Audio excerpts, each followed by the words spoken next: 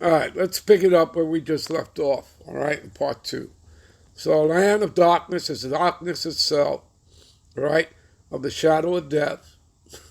Again, Ezekiel chapter 37, the valley of dry bones, all right?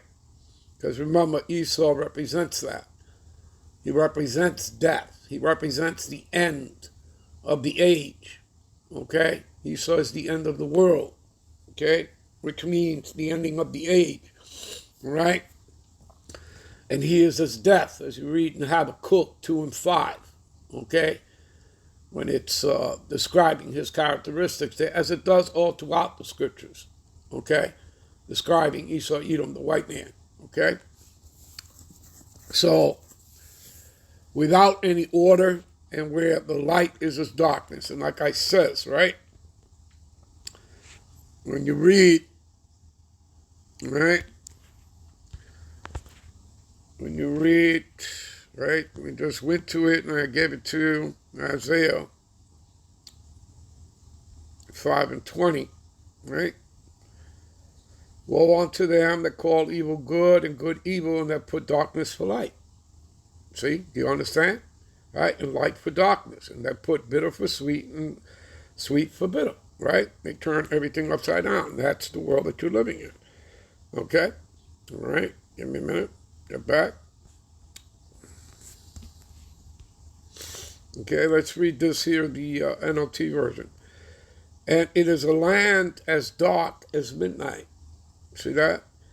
A land of gloom and confusion, right? What does the word Babel mean in Babylon? It means the city of confusion. That's what it means. All right? Where even the light is as dark as midnight. There you go. All right? Yeah. You got that? All right, give me a minute here. This is Psalms 112 and 4. What does it say here? Unto the upright, which would be who? The elect of Israelites, among you Negro Latinos and Native Americans. Unto the upright there ariseth light in the darkness. You see that? And that light would be the elect of Israelites. All right? Basically through the prophets, all right, that the Lord has sent you. Okay? Whether you hear or forbear. Okay? So, he is gracious, right? Speaking of Yahweh Bashem, Yahweh Shai, and full of compassion and righteousness. There you go. Give me a minute. All right, this is Ephesians 4 and 11. All right? All right, and let's read the NLT version. Now, these are the gifts that Yahweh Shai, the Mashiach, gave to the church. Again, you are the church, you're the congregation, you're the temple, you Negro, Latino, Native Americans. All right? What did he give you? He sent you apostles, prophets, evangelists, pastors, and teachers. Again, whether you hear or forbear. And of course, 2/3 of you Israelites, you're not going to hearken unto the word. All right? And that's prophecy. Okay? Now, give me a minute. And the Lord sent these men that he has set up, right, among you Jakes, to give light to them that sit in darkness. You see that? Just like we were at one time. But we were taken out of that darkness, right? That's why I read you, right? 1 Peter 2, 9 and 10 over there. Okay? All right? So, to give them light that sit in darkness in the shadow of death, in the valley of the shadow of death, America, Babylon the Great, to guide our feet into the way of peace. See that? Give me a minute. This is Micah 7 and 8. Rejoice not against me, O my enemy. And that includes 2/3 of you Israelites that want to scoff and mock and come against the prophets of the Lord, starting with our elders on down. When I fall, I shall arise. See that? When I sit in darkness, the Lord Yahweh shall be a light unto me. Okay? And there's no greater power in heaven and earth, all right, than having Yahweh Bashem, Yahweh Shai in your corner. All right? Give me a minute. That is Isaiah 9:2. The people that walked in darkness, right, like us, right, like I told you, right, we were taken out of the darkness and brought into what? His marvelous light, right? Have seen the great light.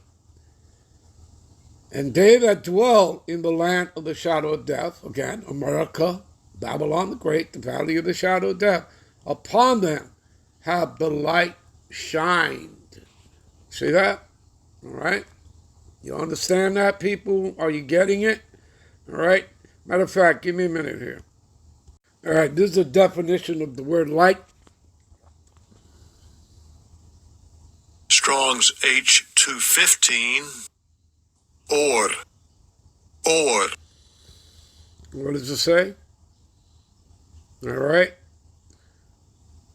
To shine, to become bright, to be illuminated. See that?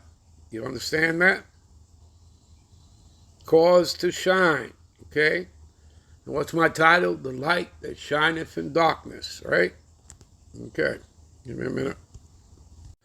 This is Psalms 119, 105. Thy word, right? What is the word? The scriptures, the living waters. You understand that, people? The testimony. All right? Thy word is a lamp unto my feet and a light unto my path. And again, this path leads on to what? Salvation, immortality, the new bodies, rulership, co-heirs to the kingdom with Yahushua. All right? Give me a minute. All right. So this is 2 Corinthians 4:6.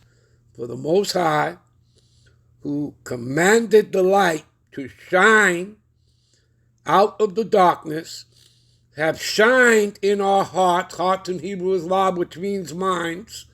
So it have shined in our minds to give light of the knowledge of the glory of the Most High in the face of Yahushua Wahamashiach.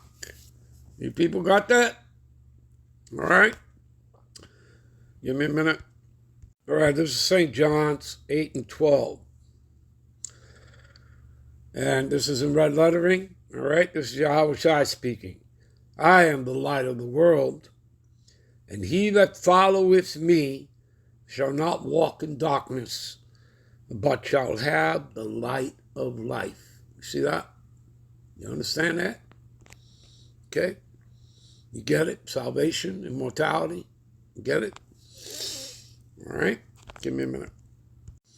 All right. You know what? We're going to end this here. We're going to come right back with part 4 to close this out. And we'll pick it up here at Matthew's, the 5th chapter. All right? Shalom.